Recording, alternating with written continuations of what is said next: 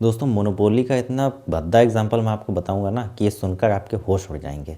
अभी आपने बीते दिनों आपने इंडिगो एयरलाइंस की बहुत सारी न्यूज़ सुनी होगी कि उसने शुरुआत में आपने देखा होगा लगभग 150 फ़्लाइट कैंसिल की और उसके बाद में ये फ़्लाइट्स कैंसिलेशन की जो संख्या है वो लगभग 1000 के भी ऊपर निकल गई।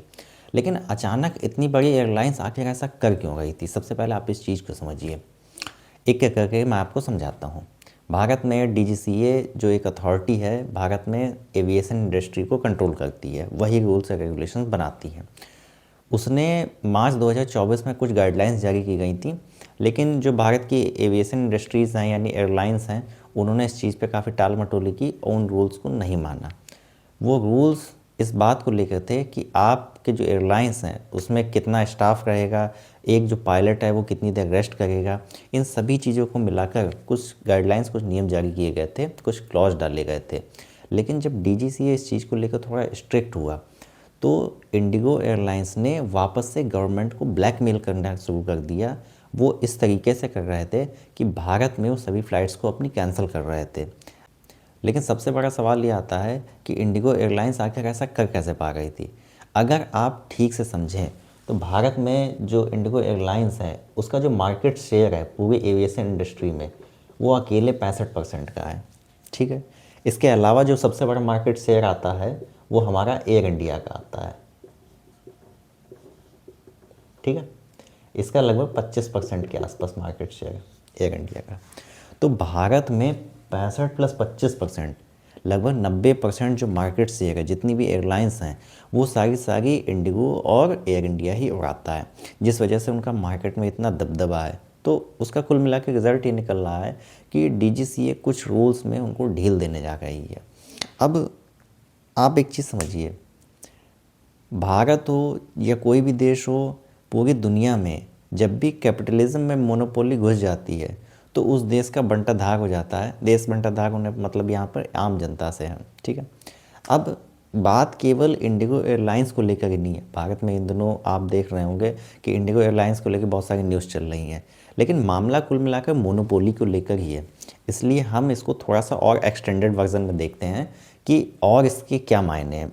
केवल ये एविएशन इंडस्ट्री तक ये मामला सीमित नहीं है। इसके अलावा अगर आप नज़र मारेंगे तो भारत में सबसे पहले हमने इंडिगो एयरलाइंस की बात की जो अभी हाल का ताज़ा मामला है, इसलिए हमने सबसे ऊपर इसको रखा है। ठीक है।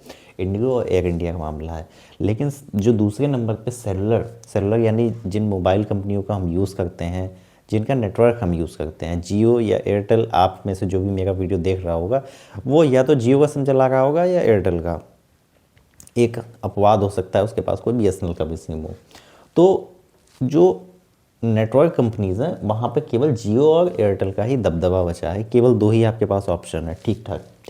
ठीक इसी तरीके से अगर आप एयरपोर्ट्स में नज़र मारेंगे तो वहाँ पर अडानी और जीएमआर केवल दो ही कंपनियाँ बची हैं जिनके पास सबसे बड़ा मार्केट शेयर है।